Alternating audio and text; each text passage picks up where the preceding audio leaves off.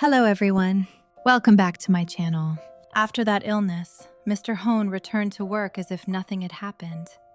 Not a word of complaint, not a single sign of hesitation. Morning still began with back-to-back phone calls, long meetings, reports that needed urgent signatures. To him, sickness was merely a minor incident, something that could be overcome if a person was disciplined and tough enough. He continued going to work regularly. He still sat in his familiar seat in the meeting room, listening to each report with a stern gaze.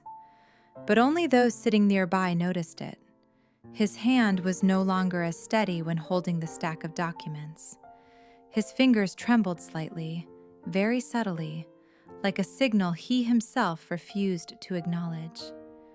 He turned each page more slowly, paused longer over lines of text that had once been completely familiar.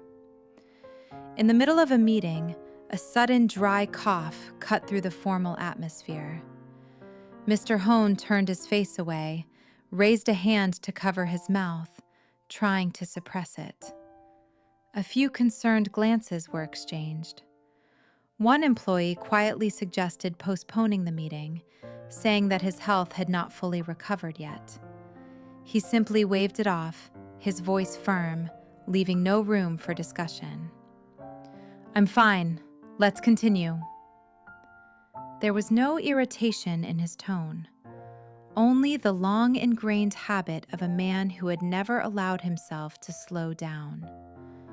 To Mr. Hone, resting meant weakness, and weakness was something he had learned to deny from very early on. From the years when he had to stand on his own in life, with no one there to support him. The waves of fatigue came and went.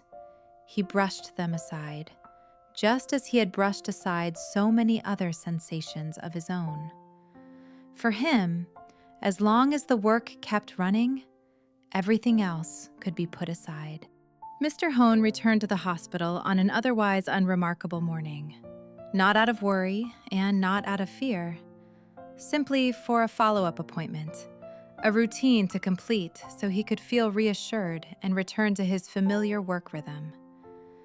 In his mind, this checkup would be like the previous ones, a few reminders, a few pills, and a nod confirming that everything was still under control. The examination room was unusually quiet.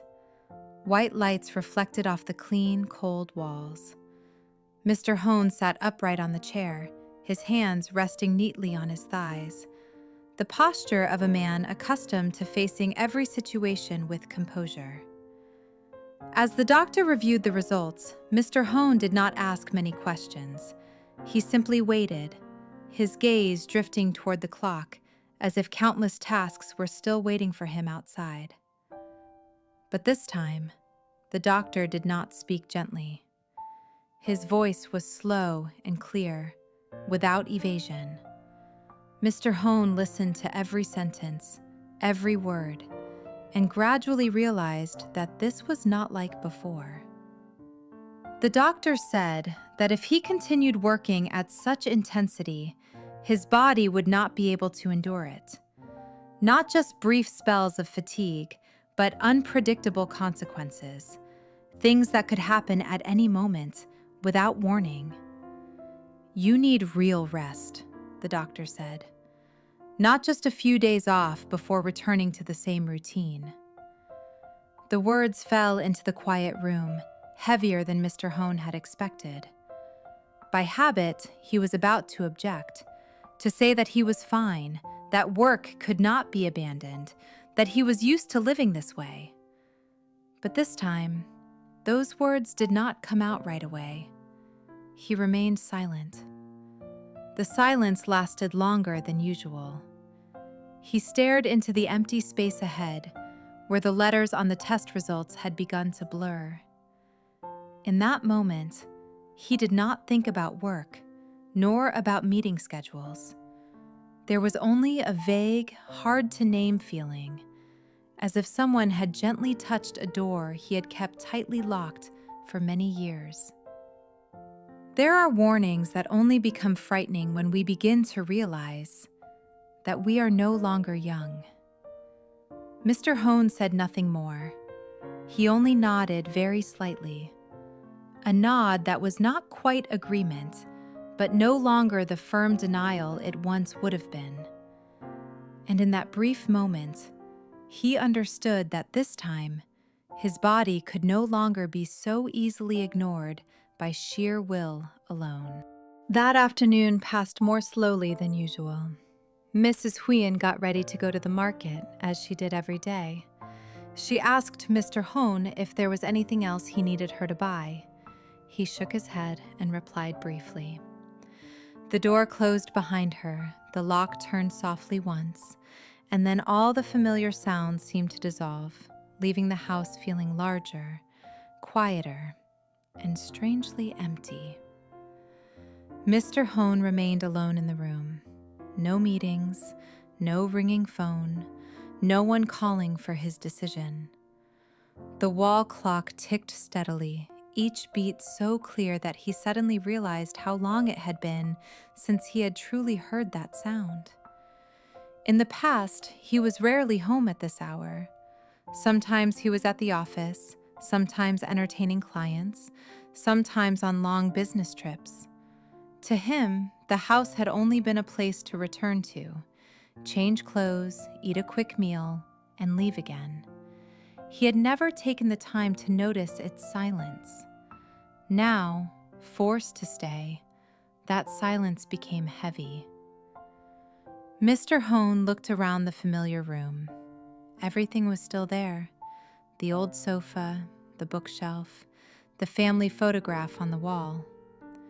But for the first time, he felt as though he was sitting in the middle of a vast emptiness. Not because anything was missing, but because someone was. He suddenly thought of James. His son had not returned yet. Even though the dinner the night before had no longer been tense, even though the harsh words seemed to have been set aside, James had not stepped through that door again. Mr. Hone had once believed that as long as he did not oppose, as long as he did not apply pressure, everything would eventually return to how it used to be. But sitting alone in that quiet house, he began to understand. The presence of one's family is not something to be taken for granted. Silence does not keep people by your side. Avoiding confrontation does not automatically close the distance. There are absences that only reveal themselves when we are forced to stop. Mr. Hone leaned back in his chair and breathed slowly. In that moment, he no longer felt like the man who once held the power to decide everything. He was simply a father, a husband, sitting in his own home, and for the first time realizing that emptiness can exist very clearly, even when everything around him remains intact. Then, quite unexpectedly, Mr. Hone found himself thinking of Diep. The thought came very slowly, not suddenly, not carrying the familiar irritation. This time, he did not think of her to judge, nor to justify his own decisions. He simply remembered small fragments of the past that he had once deliberately refused to piece together. He remembered the first time he met her. That day, he was robbed. An unexpected, chaotic situation that left him, someone who had always believed he controlled everything, suddenly helpless. And in that moment, Diep appeared. She helped him without hesitation, without questions, without knowing who he was. Simply someone seeing another person in trouble and reaching out a hand.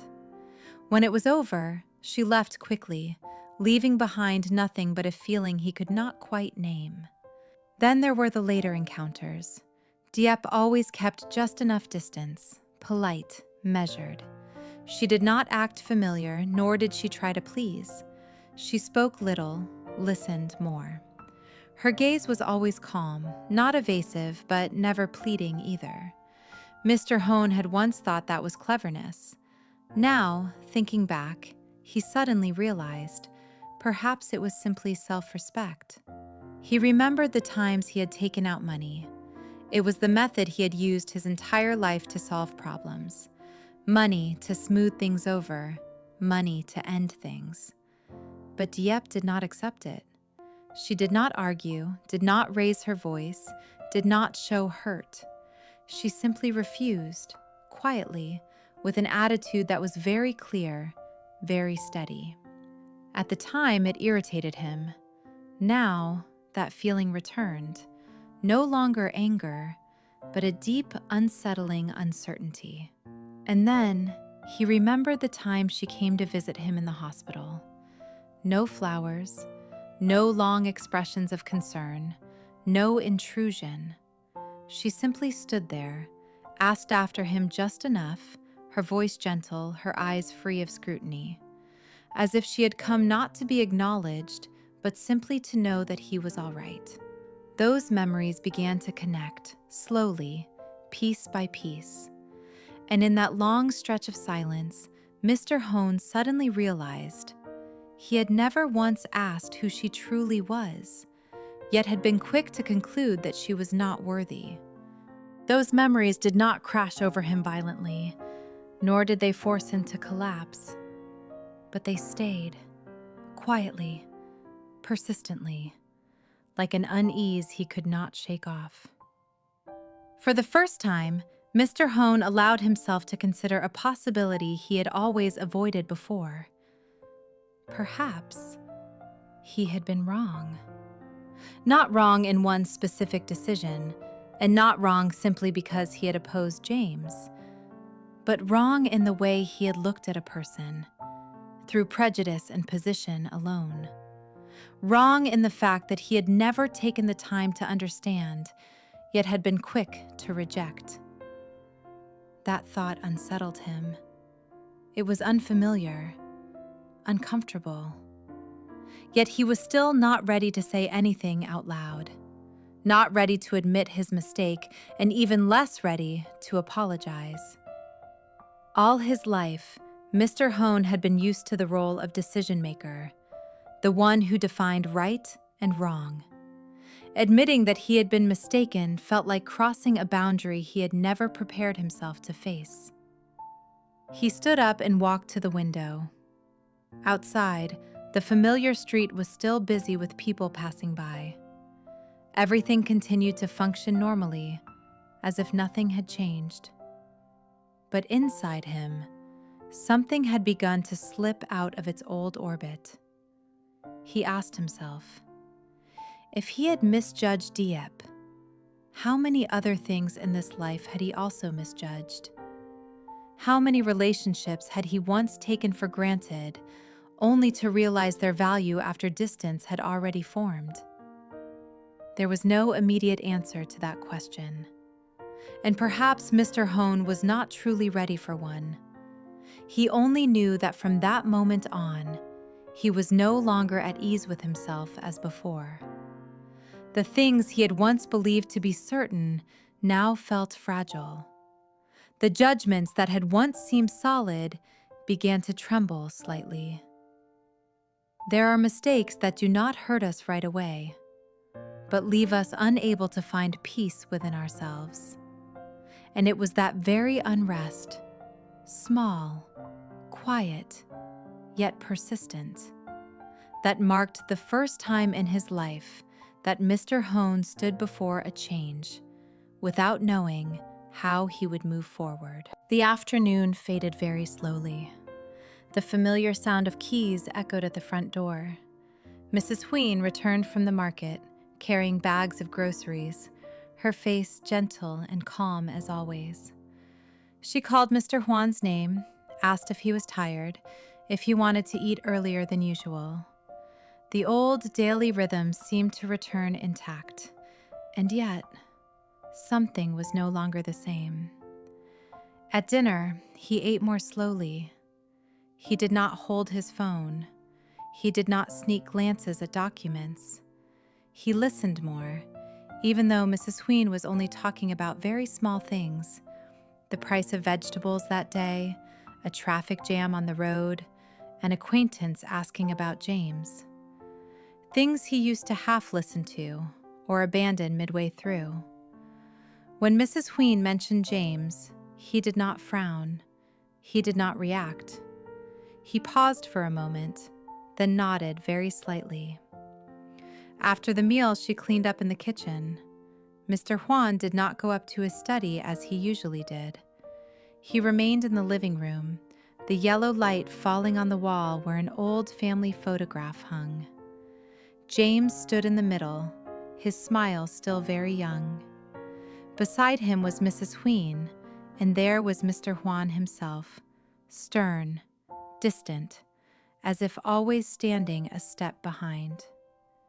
He looked at that photograph for a long time, not with regret, nor with clear remorse, just a quiet feeling, heavy enough for him to understand that there are things in life which, if not held onto through presence, will sooner or later slip beyond reach.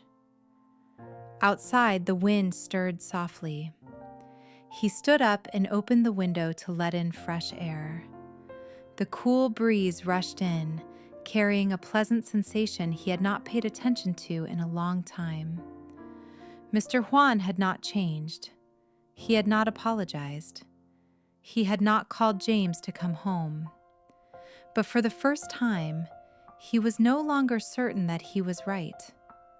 And sometimes, that single moment of uncertainty is enough for a person to begin stepping onto a different path. Slower, harder, but more honest. If you feel that very slow change, leave a like as a gesture of empathy. And if you want to continue following the journey of people learning to look back at themselves, please subscribe so you don't miss the next episode. Thank you for staying until the very end.